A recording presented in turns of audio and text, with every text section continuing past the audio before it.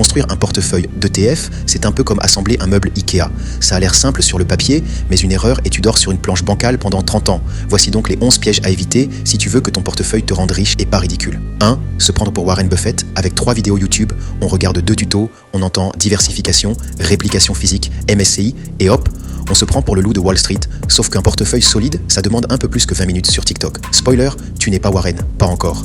2. Confondre diversification et dispersion façon salade. Composer un ETF Nasdaq, un ETF MSCI World, un ETF S&P 500, un ETF tech chinois, un ETF robotique lunaire. Résultat, tu as 6 ETF qui investissent tous dans Apple. C'est pas diversifié, c'est redondant. Et c'est pas une salade, c'est un gaspacho de risque. 3. Croire qu'un ETF, c'est magique, donc zéro réflexion. Oui, les ETF permettent d'investir facilement, mais ça ne veut pas dire que tu peux faire ton choix en fermant les yeux et en pointant du doigt. Choisir un ETF, c'est comme choisir un resto sur Google Maps. Tous affichent 4,5 étoiles, mais certains vont te servir des sushis au Nutella. Tu dois comprendre ce que tu achètes, quels actifs sont dedans, quelle zone géographique, quel secteur, quel indice est répliqué, et surtout, est-ce cohérent avec ton profil d'investisseur. 4. Empiler les ETF comme on collectionne les cartes Pokémon. Plus j'en ai, plus je suis diversifié, non ? Pas forcément. Si tu prends un ETF MSCI World, un ETF S&P 500 et un ETF Nasdaq 100, tu n'es pas diversifié. Tu es triplement exposé aux mêmes géants US. Coucou Apple, Microsoft, Amazon & Co. En fait, tu fais du diversification.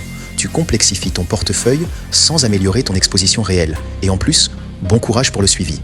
Un bon portefeuille, c'est souvent entre 1 et 5 ETF. Pas besoin de plus, sauf si tu veux gérer un fonds d'investissement dans ta cave. 5. Choisir un ETF à frais élevés parce que c'est pas grand-chose. 0,75%, c'est quoi sur 100 €? 75 centimes. Je prends. Oui, mais 0,75% par an pendant 25 ans sur des dizaines de milliers d'euros, ça fait une sacrée facture. Un ETF à 0,75% alors qu'un équivalent existe à 0,15%, c'est comme acheter une pizza 30 € parce qu'elle a été bénie par un moine bouddhiste. Rappelle-toi, chaque dixième de pourcentage en frais, c'est des milliers d'euros de perdus sur le long terme. Donc, regarde les TER, Total Expense Ratio, comme un parano lié à un contrat de location à Paris. 6. Ignorer la fiscalité et se faire taxer comme un pigeon. Les ETF, c'est cool, je vais en prendre un basé au Luxembourg, en dollars, distribuant des dividendes tous les mois. Bravo, tu viens d'ouvrir la boîte de Pandore fiscale. Entre les dividendes imposés chaque année, les frais de change et l'imposition sur les gains à la revente, tu vas faire le bonheur de ton centre des impôts. Pour éviter ça, pense à choisir des ETF capitalisants, les dividendes sont réinvestis automatiquement, domiciliés dans des pays fiscalement neutres, Irlande, Luxembourg parfois, et libellés dans ta devise de référence. Sinon, tu travailles pour Bercy, pas pour toi. 7. Oublier son horizon de temps et paniquer à la première baisse. Mon ETF a baissé de 7% ce mois-ci, je vends tout.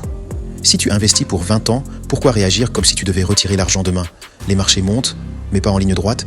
Ton ETF peut perdre 10%, 20%, voire 30% en cours de route. C'est normal. Si tu n'acceptes pas la volatilité, tu ne mérites pas les rendements. Fixe ton horizon, 5, 10, 20 ans. Choisis des ETF adaptés à ta tolérance au risque et arrête de regarder ton portefeuille toutes les heures comme un épisode de série Netflix.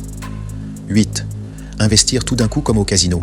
J'ai 10 000 €, je mets tout sur le MSCI World demain à 9 h. Et si le marché chute de 15% le mois prochain? Aïe. À moins d'avoir une machine à voyager dans le temps, la bonne stratégie pour lisser ton point d'entrée, c'est le DCA, Dollar Cost Averaging. Tu investis régulièrement, chaque mois, peu importe le niveau du marché. C'est ennuyeux, c'est long, c'est super efficace. Parce que l'objectif, ce n'est pas d'acheter au plus bas, c'est d'investir intelligemment sans stresser. 9. Suivre aveuglément les portefeuilles des influenceurs finance. Il a 100 000 abonnés et il a mis 60% sur un ETF Vietnam, il doit savoir ce qu'il fait. Oui, ou alors il espère que ses abonnés fassent pareil pour faire monter l'ETF. Construire un portefeuille, c'est personnel. Ce qui marche pour Kevin, 25 ans, célibataire à Dubaï, ne marche pas forcément pour Claire, 43 ans, 2 enfants et un crédit maison à Tours. Inspire-toi, mais ne copie jamais. L'influence, c'est sympa. 10. Zapper le rééquilibrage et laisser le portefeuille muter en monstre. Je laisse tourner, ça gère tout seul. Sur le papier, oui. Mais avec le temps, certains ETF vont gonfler, d'autres vont stagner.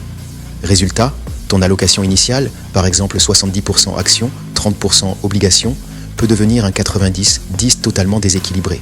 Tous les 6 mois ou un an, prends 10 minutes pour rééquilibrer. Vendre un peu des gagnants pour renforcer les autres. C'est contre-intuitif, tu vends les gagnants, mais c'est une excellente discipline à long terme.